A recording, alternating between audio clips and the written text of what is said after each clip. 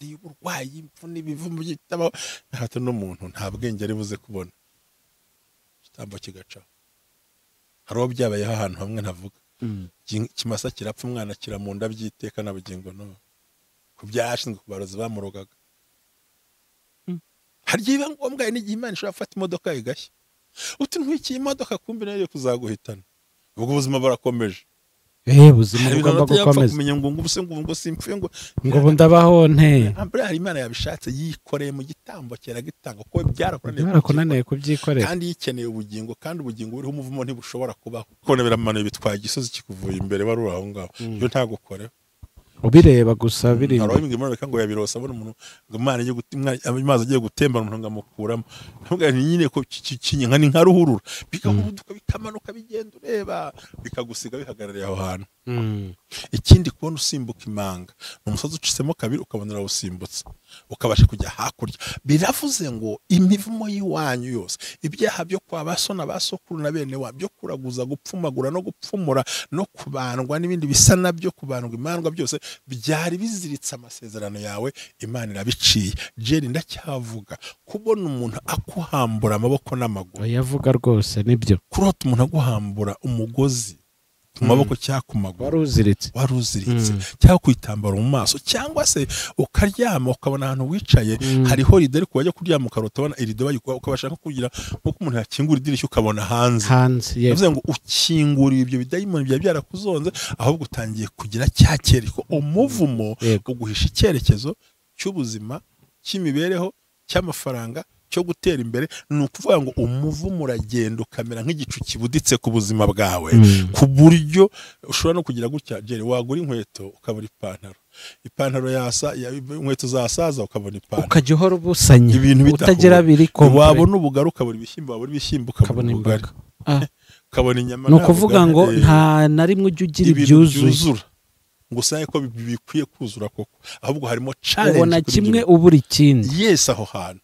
kandi kimwe kitakuzuza umwanya w'ikindi kikazamura amaso twikazamura amatiku kubita azamura ukuboko honda ndavuga mu mwuka ariko kwita imbuto nzaba umugabo kwita urukwavu nzaba umuhungu ukomeye ntuzabyara nzabyara kugeza mbyaye nyine bati ntuzubaka inzata ahubwo niyo urimo ariko abantu batazi buriya muri iyi minsi twebweregewe njye myivugiye kuri cano yanjye abantu bitonde umuntu ugufungurira umugisha ukawubona yanawufunga ukawubura kandi abo mwatinyaga hari abantu Imana irambiwe igiye guhana kuko no baduteje ibyago byose barariye barahaga barasiribanga banga gukorera Imana bishora mu byaha n'ukuri usibye no gufunga no gupfa bagiye gupfa ndabikubwiye njyewe sinzabikorera ku yindi kamera nushoza ngo iki kiganiro ngo mbakubwire amazina ntacyo ngo uyu munsi ntago mbishaka ndakubwiza ukuri ngo ubishyire ku cano yanjye ninjye bivuze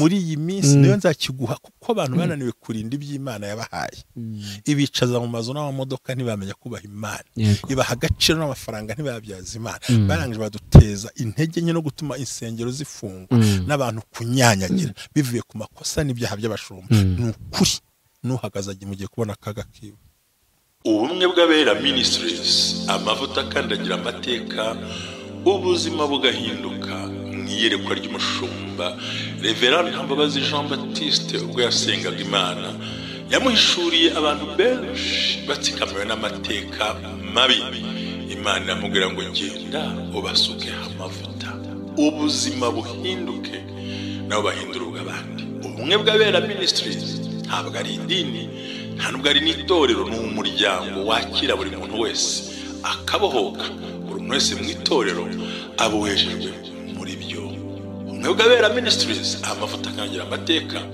ubuzima bugahinduka amavuta akandagira amateka ni ijambo dukura mu gitabo cy'abami ba kabiri ibice 4 umurongo wa 2 aho umubyeyi w'umupfakazi yarafite ideni bagiye kumutwarira abana aragenda asanga uwitwa umuhanuzi Elisa aramubwira ati bagiye kumutwarira abana mbigenze gute Elisa aramubaza ngo ufite iki mu rugo rwawe undi aramubwira ngo ntacyo mfite ngo keretse agaherezo gato k'amavuta aramubwira ngo nothing I have nothing in my house unless the jug of oil aramubwira ngo genda utiri ibindi ukoresha ngo twatuye dusuzuguritse ya mavuta make asuzuguritse niyo yatumye akandagira ideni arayishyura byose bigenda neza. Icyo ufite, icyo ushoboye, icyo ubasha gukora, bwa buryo bwawe na yanze na bwa bwenge bwawe, icyo usuzuguye n'Imana igiye guhera yo kubakira amateka. Naho rero havuye ubusobanuro amavuta akandagira amateka, ubwiza bwawe, ukusa, ukureshya, icyo ushoboye, icyo ukora, uko ubigenza, aho uvuka, aho ukomoka, ibyo wita ibisuzuguye nibyo Imana igiye kuzakoresha kugira ngo ubashe kugera ku ntego yawe. Amen. Mahoro y'Imana wowe udukurikiye aho uhereye hose. Hano ni ku Bumwe bw'Abera Ministries, amavuta akandagira amateka, ubuzima bugahinduka. Imana iguhe umugisha cyane wowe ufunguye iyi video, nawe wakoze subscribe, nawe usangiza ibiganiro byacu bagenzi bawe. Twizere kuri amahoro aho uri hose, nawe utameze neza nakwifuriza kumera neza kuko nibyo tubifuriza. Imana ibaho umugisha cyane. Rero amazina yanjye ni Gerinde kumwe na Ntambabazi. Pasteur umeze neza? Meze neza cyane. Narumva ko na kino kimwe rusanze meze cyane rwose, ndabona meze neza. Ngo jewe iyi Karande idayimoni yo kuza kuza nishaka irorere twinjiye mu birere by'umugisha. Ibi ni ibirere by'umugisha turimo, ni nabyo tugiye gukomerezamo kuko abantu b'Imana bagomba kubohoka, Satani agahunga cyangwa akamenagurika umutwe. Ibintu ni bibiri. Abantu basobanukirwa ibibahiga, babisengere, babimene, bamene ibicaniro n'ibihome bya Satani kuko that's why we here. Niyo mpamvu turi hano. Niyo mpamvu turi hano. Rero gahunda yo gusenga irakomeje. Ni kuri telefone kwa kabiri no kwa kane abantu bake appointment imbere kugira ngo ibintu bigende neza. Hari ibyakoretse mu minsi iri imbere, wenda amashimwe azajya atambuka. Turizere ko ni byinshi Imana yakoze. Ntabwo dukeneye abahamya yuko byakoretse. Yego. Ngiye buriya ntabwo nkeneye abahamya. Rega buriya Yesu aravuze ngo ubundi wihamya nuko ntacyo afite ahamya. Yego. Ngiye sinkeneye abantu ngo baza guhamya ko byakunze. Ubwo byakunze, byarakunze, bitakunze. Kwamagara ngo abantu ngo usobanura ubuhamya, tuzi ko ari benshi byagiye bibaho. Uyu munsi wenda gutangariza ko hari abantu benshi bamaze guhinduka kubera zino nziza. Kandi tuzahora tuzibaganiriza iminsi yose mu buryo bumwe cyangwa ubundi kugira ngo Imana izahindura ikindi cyerekezo. Gusa mbabwira ngo bitegure bakurikiye bitegure hagati y'ukwezi kwa 12 mu matariki ajya gusoza ko agiye mfatanya n'abantu gusenga kugera ku itariki 5 z'ukwa mbere gufasha kwambuka umwaka. Ibyo warose byose banyemerere kuva muri iyi minsi basenge, inzozi nziza zose zisohore, imbizi bave ku buzima bwabo. Niba urota ibintu bibi nuko n'ubundi ubuzima bwawe ari bubi. Umunsi warose nziza nawe uzaba ubuzima bwahindutse. Tumenye ngo kuki bihindutse ni ibintu ntazige tuzasenge twakira umugisha. Imana ibaho umugisha mwese mudukurikira Ubwawe Ministries. Turabakunda, muri abacu, turacyakora, turi hano ko kwamugande ku bwa mwebwe. Ibikorwa byose ama internet, ama kamera, imirimo yose ukora kugira ngo ya video uyibone ufashwe. Abigira amahoro bose Imana ibaho umugisha. Nongera gushimira umuntu umwe uba ahantu mu gihugu mu Bufaransa ni bunini, ujye utuma haboneka internet y'ibintu biganiro. Imana imuvugisha. Simuvuga ngo izina Imana imuvugisha. Yego. Imana nongeye gushimira umuntu atwemereye kutugurira kamera ariko aza guhura n'ikibazo cy'impanuka. Ndamushimira ko yabivuze. Bagira ngo ndamushimira ko yabivuze nuko atabishije ko yarabivuze kandi yarabitekereje. Yego. Imana imuha umugisha. Ndashimira abantu bose bari muri Amerika, bari mu Rwanda, ariko naho nkubwire ikintu gikomeye. Nifite abaterankunga hano mu Rwanda bashimisha. Beza, abana beza bafasha gukora ibikorwa. Ejo twagaburiye abantu, bafasha kwishyura mituweli z'abantu atiranyishyurira kuko nakubwiye ko jewe sinshaka sinanakeneye kuza kwerekana ko hari icyo nakoze. Imana nizo kwizerekana babikoze.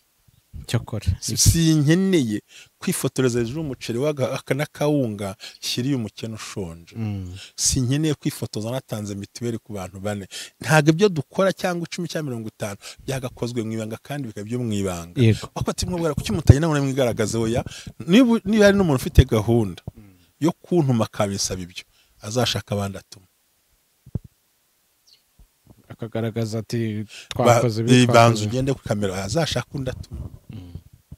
Cyakora namushimira nkamuha proof ko nabikoze. Hari undi nawe uri ahantu rwaje umuntu ugize kunyamubwira ati sinkunda raporo ntihoya yarambwiye ati ngo amafaranga umpera abandi bantu agomba kuyihabwa ariko bitari hano kuri kamera nanjye ndayohereza ko nanjye ntabwo giwe bayampaye electronique naye nyaguhari iki electronique wonyahaye ntabwo ndore message ngiyi ni ibi ndashimira undi mugabo umwe mukozi w'Imana mu gihugu bya Finland Sweden aho ngaho ruguru mu bihugu bikomeye igihugu yambwiye bagamo nicyo ni Norvege buri gihe akunda gutanga ibyo kurya by'imfubyi n'abapfakazi Imana imuha umugisha pasteur Imana imukomeze kandi akunda umwe bw'abera ministries ko nenda mushimiye ariko ndamukundira ko yambwiye ngo sifa rero ushaka kuntuma akasaba n'ifoto nzamuha yo muri telefone yo muri telefone ariko kuri kamera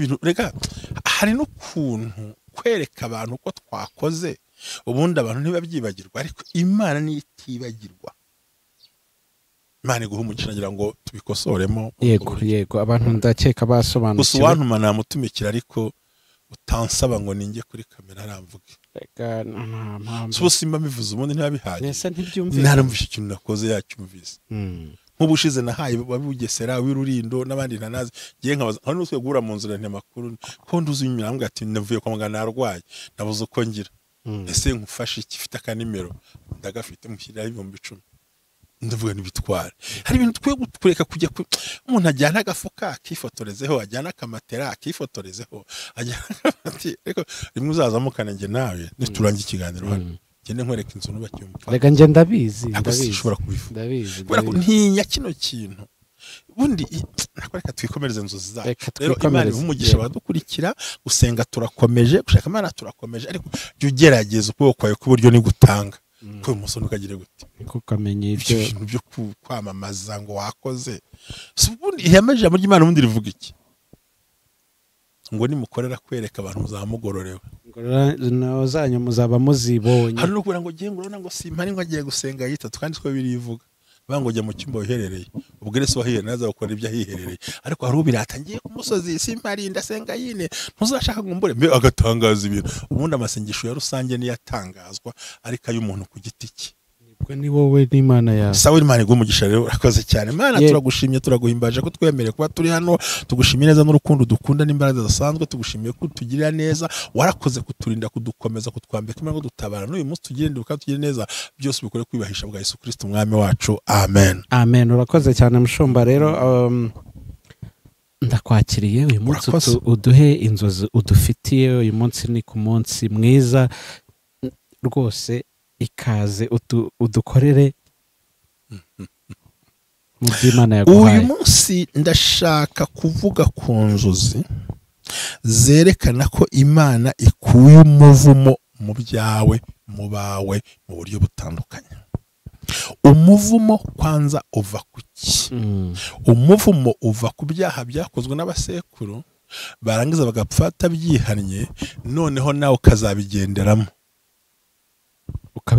bikagukurikirana ukabibamo nawe kandi bikabyara ingaruka ku buzima ku mibereho ku butunzi no kurama ku buzima bwawe ukavuga uti ibintu si Karande ahubwo ni umuvumo papa yisize amaraso ndabizi mama yararoze ndabizi mama yabaye indaya ndabizi mbere wacu ni ibintu bikomeye ugasanga ntimushyingira n'ushyingiye nta ruraramo nta rubamo ntaki hari n'abahita batigebereye ahubwo ngo sambane nzigumira mu rugo ubu hari abakobwa banze gushaka uko binze gukora ibyaha watigiye kambaya nzajya muri uru nje muri uru baze wa mwana uhetse umuvana mu rugo rumwe umujyana mu rundi umuvana mu rugo rumwe umujyana mu rundi yari umwana w'umuhungu azubaka zingahe umwana w'umukobwa azubaka zingahe uwiba ahetse wisho mu mugongo sinzi kunyumva ariko buri umuvumo waba utandukanye na Karande cyane Karande biva mu maraso umuvumo uva mu byaha byakozwe na Karande bikagenda bikaguhuza mu maraso nawe kuko urumva nimba ubundi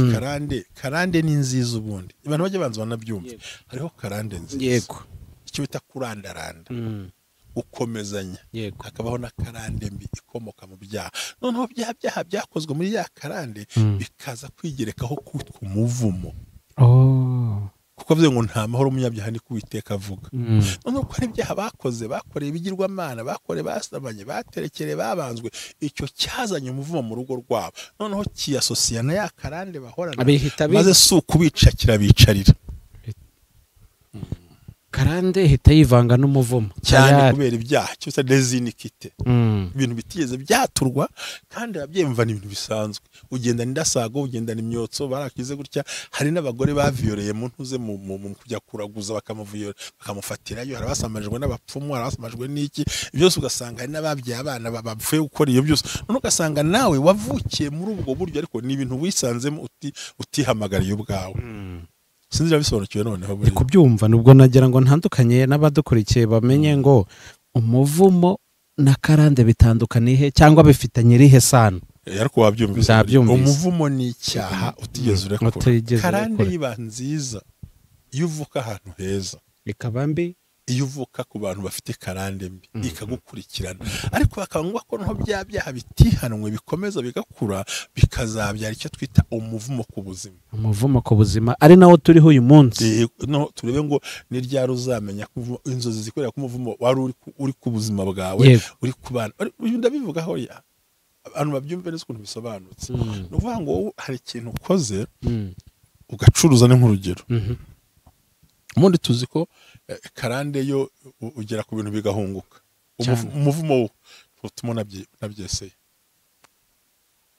wapi umuvumo ntuvuga ngo reka ntabwo werekezaho ubwo rurashaka rugahita bagukunze bakakwirukana kubera iki hari abantu bavutse hari abantu bagenda nabwiye ngo niba umugore ashatse umugabo ahetse umwana w'umuhungu akamujyana mu ngo nk'eshatu uwo mwana ari kuvugirwaho ibiki umuzana noshye cyane cyawe gicyure ntitugishaka wajyana kwa nyirakuru sinakohereje kubyara wagumugumana umugabo ati mvanira umwana aho ugashaka ujya kumwegeka nanone ukongera ukimuka ukajya mu rundi ukajya mu rundi rugo gutyo ubaza iki kintu ugenda ukura uruvumo hari abagera bati giye nta gushaka ntabyo nzakora ati sinjura gusama ugasanga yaragumiwe mu rugo ntarongowe ariko araho ko bari mu nabyo cyakuri bo babirwa bava mu ngo bajya mu zindi ko burya ikintu gikomeza karande cyakomeza n'imivumo bijyana n'imbaraga zo kwihangana yego nabyumvise ariko buri ndi kugukurikira cyane umuvumo ntutumuramba muvumo ntutumushaka muvumo ntutumukora kandi amahirwe atondagiye uyareba abandi bakayakoraho bakayabamo wowe ndetse bakanibaza impamvu atari kuba bipfira he ko tuba twajyanye uvuga ngo kugira ngo wemere ko ugiye gusohokamo hari inzozi runaka uzaruta muri iyi minsi ntabwo nshaka kuvuga ibintu bibi nubwo nabyo bihari ndashaka kubwira inzozi zigaragaza neza ko ikirere cyawe kigiye gucya kabone n'ubwo wiyizi tinagerageje iki kiranga gerageza iki kiranga gerageza abaranga gerageza gushaka gutya birananira gerageza n'ibiranga numva ndapfuye past ingenze gute nurota zino nzozi izo nzozi tugiye kumva ukazirota uzavuge ngo ni ngiye gukurura umugisha Imana yankinguriye icyambere kwinjira mu nzu nshyashya urimo yitemberamo Ibyawe cyangwa ntibe iyawe kuba wayirose gusa uyibona mu gipangu cyo kwinjira ukayitemberamo inzu nziza ni iyi inzu nziza nijyanye n'ibitekereza ko ari nziza urwego rwawe nyine iyo utekereza ko ari nziza hari nk'urabona nk'urugero hari aho ugera umwe kubata inzu y'igitangaza wajyana ugasanga ari igitangaza wajyana ugasanga inzu y'igitangaza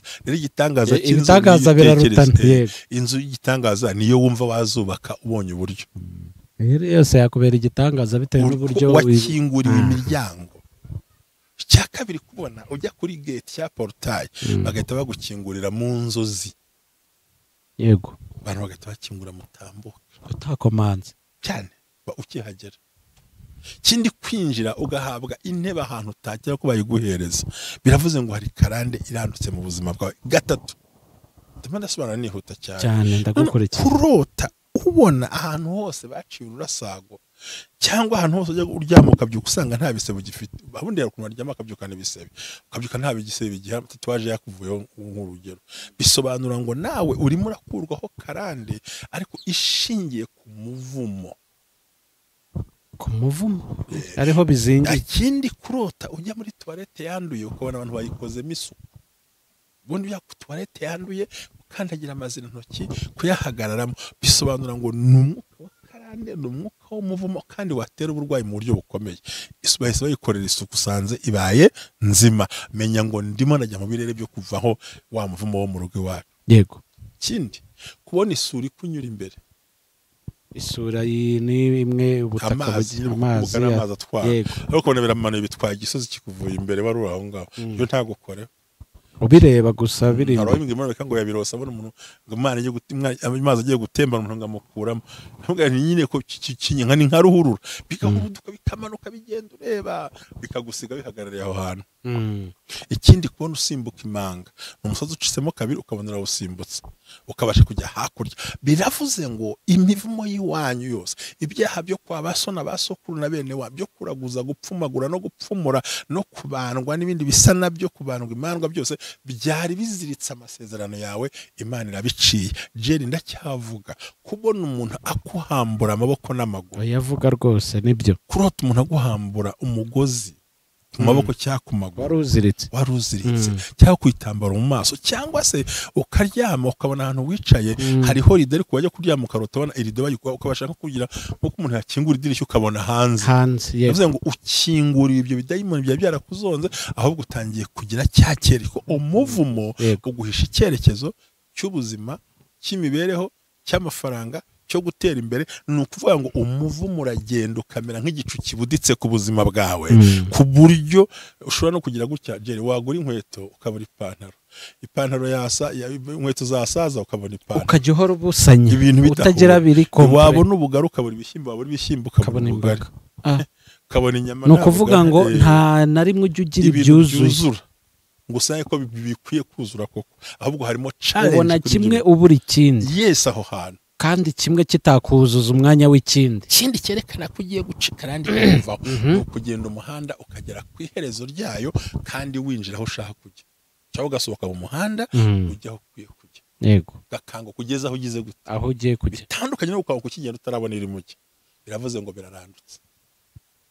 Ikindi kubona umuntu agusinyira urwandiko rukutera intambwe, ibyo bintu maze kurota nkubwire abantu benshi ubundi zakagombye kuba nka 15 ariko muda wacu ntubutwemerera, ntago bibutwemerera, kandi twe twihaye gahunda yo gukora ibyo bintu twitonze kuko nta mpamvu yo gutinza umuntu. Abantu bumve bafata ibintu bibaye byinshi mu mutwe baba bored, so ariko kubanza kubasha kubyumva ukabyakira. Nuvuga ngo warose ubona ukomeza umuhanda ariko ugira aho uza kunyura birangira ugeze muri yanzu, biravuze ngo Imana ikuyeho icyo kintu ku buzima bwawe. Yego. Ikindi kurota itungo wari ufite ritari mwimbwa, ritari nk'impyisi, nako ritari mwimbwa, ritari nk'ipusi, aya matungo ndavuga ihene, ndavuga intama, ndavuga inka, amatungo magufi cyangwa n'amaremare, ukabona hari ipfiriye mu rugo rwawe, menya ngo hari igitambo gitanzwe, biragiye byose. ubwo cyo kiba kibaye igitambo ku byakakubayeho. Imana yamaze kubona ko wowe mu mutwe bidahari, ihitire kuri igitambo, nkirapfuye. Karota byabaye kimwe, Imana yo ikwihera igitambo. Kimwe nuko nuramo kupfushije itungo ryawe ryororwa mu rugo rwawe ritarwaye, rikipfusha ubwo ngo ugasanga ryarangiye ritarwaye, nta ujye kwa muganga ugasanga ryarangiye cyangwa rirapfuye baniteye inshinge, jya umenya ngo hari igitambo gisohotse muri uru rugo. Nuko ibintu byifashe. Nta kintu numvise, ndabyumvise ariko sinsobanukiwe, ntabwo wabyumva nyine, nibyo nari nshatse kuvuga. ni ukuvuga ngo abantu bakanguke, ukuvuga ngo hari igihe ugira ucya nk'itungo woroye kubera ko Karande y'uburwayi, impfu n'ibivumu byitabaho, hato n'umuntu nta bwenge ari buze kubona igitambo kigaca. Hari uwo byabayeho ahantu hamwe ntavuga, ikimasa kirapfa, umwana kiramunda byiteka na bugingo no ku byashinzwe kubarozi bamurogaga. Hari igihe biba ngombwa n'igihe Imana ishobora gufata imodoka igashya, uti ntwikiye imodoka kumbi nayo kuzaguhitana, ubwo ubuzima burakomeje. Ubuzima bugomba gukomeza, kumenya ngo simpfuye ngo ndabaho nte. Hari Imana yabishatse yikoreye mu gitambo cyera gitanga ko byarakunaniye kubyikorera, kandi yikeneye ubugingo, kandi ubugingo buriho umuvumo ntibushobora kubaho. Bwabona Imana. Iyo Yuda aza kwatura ko yishe Yesu ntacyo yariko, aho ko yari yavumwe agiye arimanika, bizera ngo icyo gihe ni amahirwe yo guca kuri iyo Karande ariko ntabwo ubashije kubibona.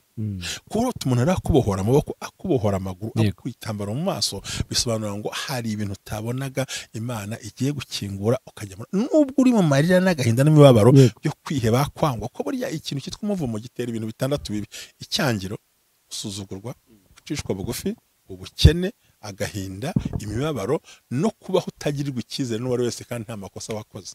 Ugasanga bagiriye icyizere bandingegera umugome, ariko ubunyangamugayo ntibashobore no kububona kandi burahari kuko uratwikiriwe. Hari amakuru atari meza buriho ikirido kibi cyane cy'umukara wavuze kuri iyo sango, kuri uwo musozi nzabakura gitwikirizo babatwikirije wabariho n'ubwiro bashyize hejuru uko gihari ngo kuri uwo musozi nzabakura gitwikirizo babatwikirije n'icyara twikira umutwe kwe mabashe kubona wamugisha ngo nzamara agahinda kuri uwo musozi. Rero iyo umaze kurota ibyo bintu uhita utangira ngo ngiye gusenga yingahe ndakora iki. Icyambere bisorokeye, kabiri senga, gatatu menya ko igitambo kigira imbaraga mu bwami bwo gusenya ibyo bihome. Genya mbibwira abantu bati ariko bigira agaciro gute uwagitanze uwagihawe n'uryo yasenzemo. Data wa twese atugiriye neza. Nurotse izo nzozi rero ntuke bati noneho ya ndwara iragiye, kuko hari ibindi tuvuga ngo ni indwara ziri chronique. Si indwara za chronique nyuma y'ibyo ari byo. Ubwo chronique ni bimwe bajya bavuga ngo ni karande zidakira nizo mu muryango. Mwitonde cyane ntimukapfe kwakira umenye uko kubita ibyo bintu. Ese rero mbyakira mbangeze buri muntu wese akavuga ngo none se ngo ni y'umuryango ngo na mama yarayirwaye na data nuko nguko ugakikira koko none kwakira amafuti cyane kwitapfumbati karasa bakati twebwe twambara rinete ngo na mama na data bambara rinete kandi biratubwiye ngo niyidukiza indwara zatumugaje. Yego niyidukiza indwara zatumugaje kandi koko nibyo, kandi katubarira ibyaha ngo itubabarira ibyaha byacu ikandukiza n'indwara zacu zatumugaje. Frustrance kababarira igakora ibyo bintu. So ukibirota rero yego Imana ishimwe cyane. Amen. Kurota bayi garisodoneri mu bukwe. Menya ngo umuvumo wo kudashaka urawuciye ugiye gushaka. Wambariye abageni menya ngo birakunze. Wabaye MC menya ngo wazamuwe mu ntera. Kurota bagukamera cyangwa bagufotora. Kugukamera menye ko ari umuntu urimo kuneka. Ariko kurota urumvugira kuri kamera ko ari ufotora ka flash itagenda barakugenza. Ariko kurota uri kamera ufite mikrofone uvuga menya akavuyo karacitse ku buzima bwawe. Ngayo ngukoro zimwe muri zo zerekana ko umuvumo na karande. Yego ikindi kubona akazugaye nurota ukabona inzira hiye yaba y'amabati yaba y'ibyatsi ntuzagira ubwoba ngo ndapfuye. Menya ngo indaro y'abadayimoni Imana irakongeje hitushyira imbaraga no kongeza. Aya ni kashya twika zamura kanwa twika zamura amaso twika zamura amati ukubita azamura ukuboko honda ndavuga mu mwuka ariko kwita imbuto nzaba umugabo kwita urukwavu nzaba umuhungu ukomeye ntuzabyara uti nzabyara kugeza mbyaye nyine bati ntuzubaka inzata ahubwo niyo urimo ariko bari batazi buriya muri iyi minsi twebwere jewe yego njye myivugiye kuri cano yanjye abantu bitonde umuntu gufungurira umugisha ukawubona yanawufunga ukawubura. Message iratambutse ntambutse. Niba ushobora kugira ngo sengera Imana ifungurira umugisha ugafunguka. Ubwo wana biravuze ngo n'umuntu w'Imana ashobora kuwusoroma ati mpereye nona ntazongere ngufungiye source ya business ngufungiye n'akazi. Umuhesha umugisha n'umuhesha w'umuvumo. Shati giye kuri ukuntu asuzuguye azongera gushyira imugongo none hashyira. Niba nshobora gusenga bigafunguka ni nako nanasenga bigafungwa ariko Imana izabindinde. Ariko hari abantu bake numva ashaka gukora ku buzima bwabo bakamenya guca bugufi. Hagiye umuntu yurira akagera hejuru y'ubwonko kandi ugira utya gusa kake kandi wirinda kubivugira kuri kamera ugura mwegera. Yego kamwe utigeri dore igihe wampereye narakuretse unuko none no mpagaza funze suruse yawe wakuraga ubushobozi hose. Wasanga atari byabaye kwa wa muntura hoya n'abandi barabikora. Hari ababikoze duhagararanya bati jewe kubera ukuntu wantutse ngo nabyaye cyana kibi ukansebereza umwana kuvuga ubushobozi funze urubyari wawe kandi wa muntu yapfuye rugifunze ajya gusenga batora bifunze kandi ntahari kubisemo igihe erega Imana ijya yumva agahinda k'umuntu. Hajya umuntu akucorogotora agashorogotora agakorogoshora agashyira pese mu bwonko ariko hari ahantu agera kuri ntarengwa. Yego wirinda kubivugira kuri kamera wirinda kubivuga kuri telefone murahagarana face to face kamubwiza ukuri kamwe uti rero sinakurwanije uzambaze tunyuma ya kamera nzakubaza pe yego buriya na wa muntu impamvu ntacyo ndakora ntibirarenga urugabano bijya kugera kuri doze nkumva biramanutseho gatoya kuko buriya byari akantu kamwe njya ntekereza amakosa igihumbi wankoreye nta nkuraho ikintu kimwe cyiza wankoreye iyo niyo karagiteri yawe ako kantu ni sawa cyane ako nubwo wankorera ibikosa 500 tukabirunda wibuka ka kantu kamwe gusa kampinduriye ubuzima karanyura bitandukanye n'abatindi bo mu mutima atibuka ikizamukore aho urabona ikibi hari igihe ntekereza ko uhagira reaction nkibuka ko hari icyiza hari ishyaka hari akantu gato ako kantu gato kandi kabyaye ibinini kandi we kuba atagihari akabyara ibinini n'urugero ngo uhaye uje kuri cana ufite abantu 10 kubageze ku bantu 40 byatuma nanga wa undi batangije nk'urugero ngo uhaye ruto cyane rero ingeso tugira abantu Imana imbabarire n'Imana yavuze ngo hari ikintu kimwe nibuka ikagiha agaciro ikakivalida bantu mudukuki kumwe bwabera ntugakubitira umuntu ngigonera ngo murangize nibura naguhemukira shaka ikintu kimwe yakoze mu buzima umwubahira icyo ngicyo gusa icyo uzakora kuko nubundi agenda atari umuntu mwiza ntumwe uzamugize hafi ariko wibuka icyiza yakoze maze umusabira umugisha ariko uguhesha umugisha yanakwambura byo ugusengera ngo ukire indwara yagusengera ukanapfa kandi abantu barinde kuzamura umunwa ku bakozi b'Imana burya afite amavuta yasizwe utasizwe kabone nubwo wamubona ari umupagani buri afite ubutware ngo bwo guhagarika izuba n'imvura ntibigwe ibi bintu abantu babifata nk'ibintu biri aho cyangwa abantu ngo rekuze kureba mu minsi mike cyane nanjye nzahanura ariko ndakubwiye mu minsi mike ugiye kubona impfu z'abakozi b'Imana ku buryo butigeze bubaho kandi abo mwatinyaga hari abantu Imana irambiwe igiye guhana kuko no baduteje ibyago byose barariye barahaga barasiribanga banga gukorera Imana bishora mu byaha n'ukuri usibye no gufunga no gupfa bagiye gupfa ndabikubwiye ngewe sinzabikorera ku yindi kamera nushoza ngo iki kiganiro ngo mbakubwire amazina ntacyo ngo uyu munsi ntago mbishaka ndakubwiza ukuri ngo ubishyire ku cano yanjye ningi wivuze muri iyi minsi niyo nzakiguha kuko abantu bananiwe kurinda iby'Imana yabahaye ibicaza mu mazu n'amamodoka ntibamenya kubaha Imana ibaha agaciro n'amafaranga ntibabyaza Imana barangije baduteza intege nke no gutuma insengero zifungwa n'abantu kunyanyagira bivuye ku makosa n'ibyaha by'abashumba n'ukuri nuhagaze mu gihe kubona akaga kiwe nibyo barakijijwe Karande bazigarura mu rusengero no kuvuga ngo nibi byaho ubasha kubizana mu rusengero ubundi wasanze aho biri wasohotse ko hari aho biba hanze hari akabari hari inzoga hari ibindi niba ukeneye soko bisange ni ngo bizane mu rusengero rero kubera abantu babaye nk'impehe insengero zirafunzwe abantu baratatanye abantu babuze uko babigenza zifunzwe nande zifunzwe gute ubuswa wambuye ibyangombwa ya Kristo azongera kujya muri itorero arabigenza gute kuki buri gihe tuzanira kaga igihugu n'abantu n'itorero ingaruka ni dore mbikubwiya va ku buroko uyu mwaka barashyingura kandi si umwe si babiri si batatu kandi murashyingura abantu reka nkubwi ntabwo niba biranyoroheye gusohoka sibyo imiryango undi mu rusengero haga imiryango 3 hari uwo kuruva rusohokera nk'abapasitori bavamo bagenda hari n'indi miryango 2 aho kugira ngo ujye kuzana uburaya mu rusengero ubusinzi mu rusengero ubandi mu rusengero ubugasikora mu busengero wasohotse ukabisangayo hanze ko bihari aho bikorerwa ukabisangayo waje ukabikora kuki uwo muvumo uza kuwutereka mu bantu rero Imana mu byaha Imana itajya yihanganira abaturage bakabihomberamo ni ibyaha by'ubuyobozi cyane cyane bw'abakozi b'Imana bashora mu gahinda kabandi ndabivuze kandi ndabivuze maze igihe hari kuri social media ngiye nakubwiye ngo ninjiye muri periode yo kukubwira kuko ntacyo gutinya yego